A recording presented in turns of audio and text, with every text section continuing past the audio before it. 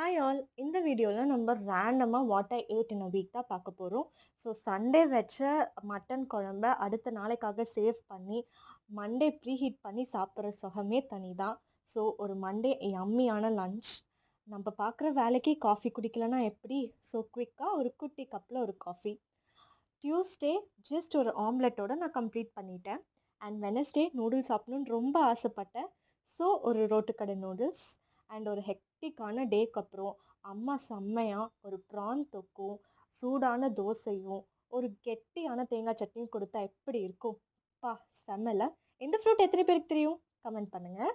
ஒரு நுங்கு சாப்பிட்டேன். அப்புறம் சாட்டர்டே இது ஒரு டெட்லியான காம்பினேஷன். கண்டிப்பாக ட்ரை பண்ணுங்கள்.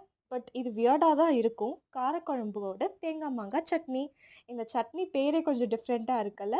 பட் உங்களுக்கு வேணும்னா சொல்லுங்கள், நான் கண்டிப்பாக லிங்க் போஸ்ட் பண்ணுறேன். தேங்க்ஸ் ஃபார் வாட்சிங்.